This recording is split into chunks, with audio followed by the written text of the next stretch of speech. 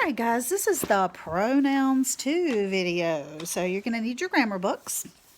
And if you will look at page 188, I'm just going to highlight a few extra things about pronouns besides subject and objects that I covered in the first video. But if you will look at the top of page 188, and one of the main things you need to do is when you think about using I and me and we and us, you need to remember the finger test. It can be very valuable. The finger test. So write that at the top of the page, the finger test. All right, we know when to use I, it's a subject. We know when to use me, it is an object. And we usually know when to use we, and we usually know when to use us. Like I could say, we are going to Disney World, not us is going to Disney World. I always use my Disney World as my little sample sentence. You may have noticed that. But the tricky part is that third little blue block section down.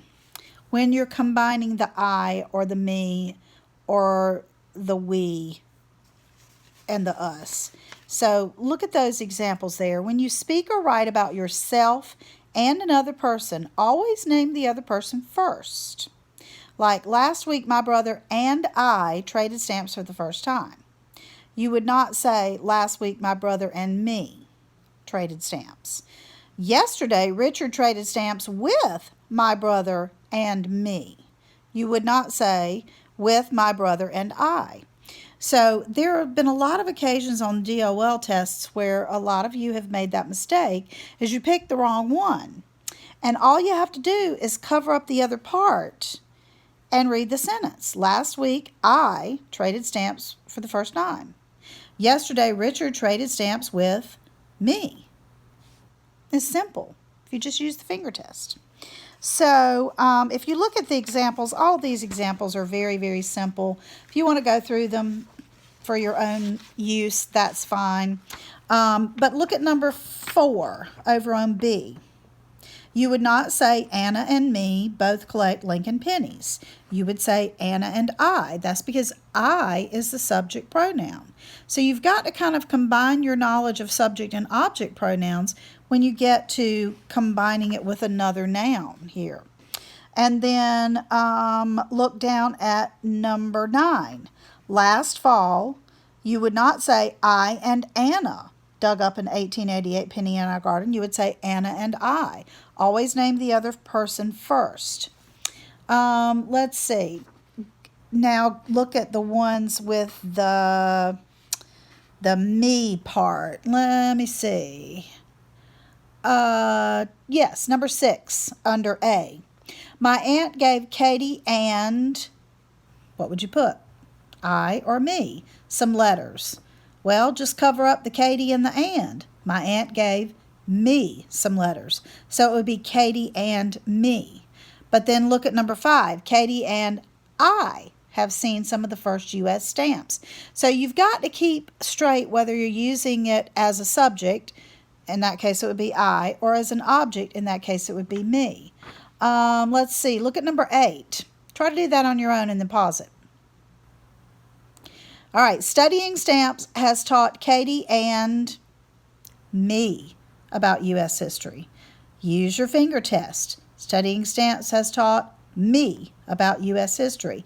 So that's just the best way I can tell you to remember, is that if you're unsure whether to use I or me, or you can't just automatically think that way, just use your finger test and cover it up. All right, you can do page 190 as practice. Do page 190 as practice. Pause the video and then come back and I'll give you the answers. All right, the answers to page 190. My classmates and I want to thank you for coming to our coin club. Your valuable coins impressed us coin collectors. Doesn't matter that it says coin collectors out there. It's just they impressed us. My sister and I liked your silver dollars. We have a few silver dollars too. Your talk helped the other class members and us sisters to know the difference between very good condition and fine condition. In that case, you can use the finger test again, take away sisters, and what do you have? It wouldn't be your talk helped we, it's your talk helped us. Now my sister and I can grade coins. Thank you for leaving the old coin catalogs for our friends and us. We sisters plan to visit the collection at the State Museum. And then at the PS, I just found at the end. So just think about that. Think about the finger test with that. Make it easier. Flip on over to page 192. We're not going to spend a lot of time with this, but I'm just going to point out these are all words that you know. You know my, you know your, his, her, its, our, mine, yours, ours, theirs. You know all of those show possession, and that's why they are actually called possessive pronouns. So you may not have heard that term, even though you know that the word shows possession. It's a possessive pronoun. But you may not have heard the next type, demonstrative pronouns. There are just 4. This, that, these, and those. And if you memorize them, you got them. This, that, these, and those. Demonstrative pronouns. And then let's flip on over to page 196.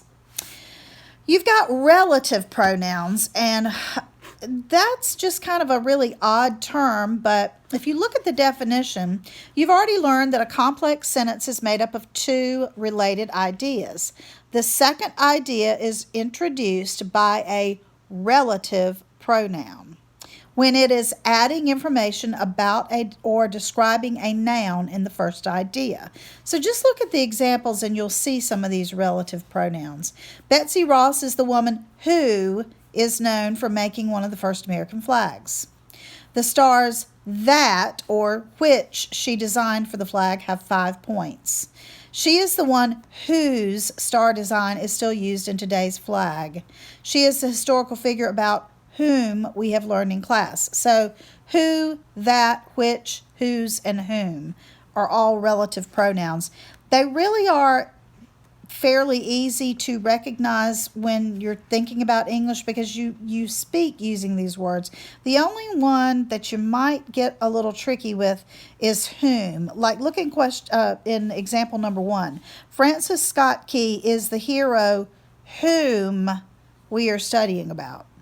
You wouldn't say who we are studying about because that's where it would be with being the subject. This is the object form of it.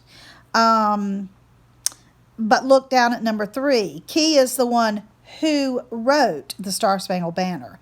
See, in that case, who is the subject of the sentence. So who is the subject form, whom is the object form. Let's see. Look at B. I want you to try to do B and just circle the correct word and pause the video and then come back and I'll give you the answers. All right, number 1 is who, because it comes before a verb, so it's subject form. Number 2 is which. 3 is that. 4 is that. 5 is that. 6 is when. 7 is why. 8 is whom. 9 is whose. And 10 is where. Now, these are going to be things that you will study a lot more in 6th grade. I'm just kind of introducing them to you. Of course, turn over to page 200. You know there are pronouns that are a part of contractions, and you've learned those in the past as well. Like I am, I is a pronoun, but you would use the contraction I apostrophe am. So those are just, to point out that pronouns are a part of contractions. That's going to complete what we're doing with this unit. What I would like for you to do is just do page 204 and 205. And you can just circle where you can circle and underline, and you can write in the answers to the first part and the last part, but everything else you're just either underlining or circling. And then staple those together, put your name on it, and put it in your folder of work. And that will complete our study in our pronoun unit. All right, guys.